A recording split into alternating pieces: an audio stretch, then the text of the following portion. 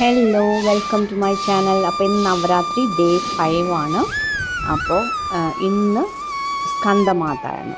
അപ്പോൾ ഞാൻ ഇന്ന് ഈവനിങ്ങിൽ എന്താ ചെയ്തതെന്ന് വെച്ചിട്ടുണ്ടെങ്കിൽ, ഫസ്റ്റ് തന്നെ നമ്മൾ പൂജ ചെയ്യുന്നതിന് മുമ്പ് അവിടെയൊക്കെ ഒന്ന് അടിച്ച് വാരിയിട്ടു, മുറ്റം അടിച്ചു, അത് കാർപ്പോർച്ച്, അതുപോലെ അകമൊക്കെ ഒന്ന് അടിച്ച് വാരിയിട്ടു.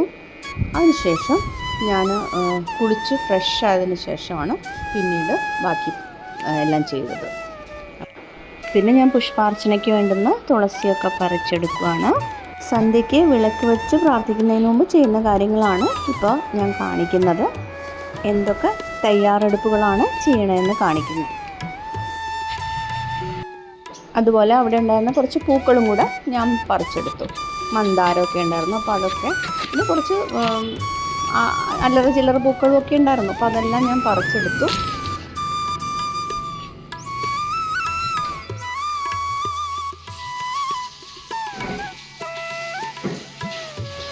പിന്നെ എൻ്റെ കയ്യിലൊരു മുല്ലപ്പൂമാല ഉണ്ടായിരുന്നു, അത് ഫ്രഷ് മുല്ലപ്പൂമാല, അതൊന്ന് കഴുകിയൊക്കെ വൃത്തിയാക്കി എടുത്ത് വെച്ചു. അതുപോലെ തന്നെ ചെത്തിപ്പൂവും അടർത്തി വെച്ചു. കാരണം പുഷ്പാർച്ചന ചെയ്യുമ്പോൾ കൊലകൊലയായിട്ട് ഇരുന്നാൽ ശരിയാവില്ലല്ലോ, അപ്പോൾ ഞാൻ അടർത്തി അതും സെറ്റാക്കി വെച്ചു. അവിടെ പോയിട്ട് പൂജയ്ക്ക് ഇരിക്കാൻ നേരത്തെ അടർത്തുക പണിയാണ്, അപ്പോൾ അതുകൊണ്ട് നേരത്തെ തന്നെ ഇതെല്ലാം ചെയ്യും. പക്ഷേ വെള്ളം തളിച്ച് വെക്കും, അപ്പോൾ പിന്നെ അത് വാടൂല. അപ്പോൾ ഇതെല്ലാം അങ്ങനെ ചെയ്യും. ഇതെല്ലാം അടർത്തി കഴിഞ്ഞു.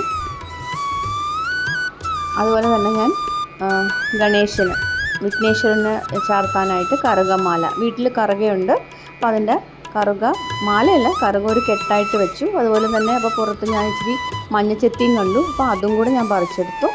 അതിനുശേഷം ഞാൻ പൂജയുടെ ഏരിയയൊക്കെ ഞാൻ തുടച്ച് വൃത്തിയാക്കി വെച്ചിരിക്കുന്നതാണ്. അപ്പോൾ അവിടെ ഞാൻ എല്ലാം വിളക്കൊക്കെ ഒന്ന് കത്തിച്ചു, ചന്ദനത്തിരി കത്തിച്ചു. അതുപോലെ തന്നെ നമ്മൾ പുകയ്ക്കുന്ന എന്താണെന്ന് പറയുക, സാമ്പ്രാണി, അതും കത്തിച്ചു വെച്ചു.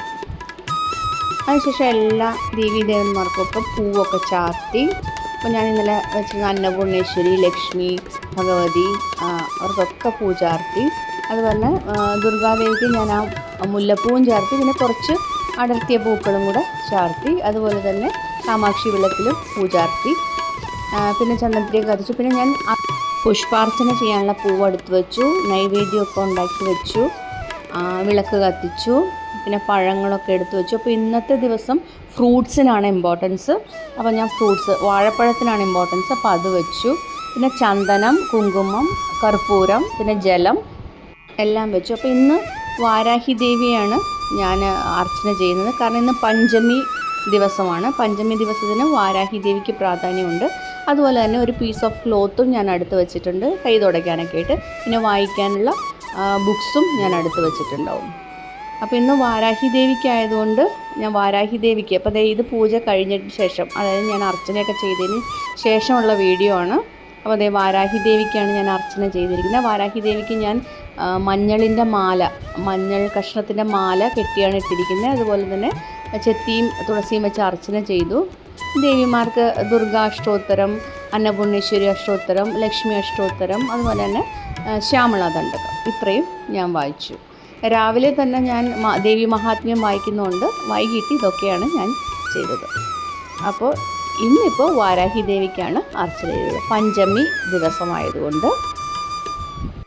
വാരാഹി ദേവിക്ക് ഇഷ്ടപ്പെട്ട മാതളനാരങ്ങ അല്ലി തേനിൽ ചേർത്ത് ഞാൻ നൈവേദ്യമായിട്ട് വെച്ചിരിക്കുന്നത്. അതുപോലെ അതിൽ പഴവും ഇട്ടിട്ടുണ്ട്, കാരണം ഇന്നത്തെ ദിവസം പഴത്തിനാണ് ഇമ്പോർട്ടൻസ്, വാഴപ്പഴത്തിനാണ് ഇമ്പോർട്ടൻസ്. അപ്പോൾ അതുകൊണ്ട് അതും കൂടെ ചേർത്ത് ഒരു നൈവേദ്യമാണ് വെച്ചത്. അപ്പോൾ ഇതൊക്കെയാണ് ഇന്നത്തെ വീഡിയോയിൽ. അപ്പോൾ വീഡിയോ ഇഷ്ടപ്പെട്ടാൽ ലൈക്ക് ചെയ്യുക, ഷെയർ ചെയ്യുക, കമൻറ്റ് ചെയ്യുക, സബ്സ്ക്രൈബ് ചെയ്യാത്തവർ. Thank you for watching.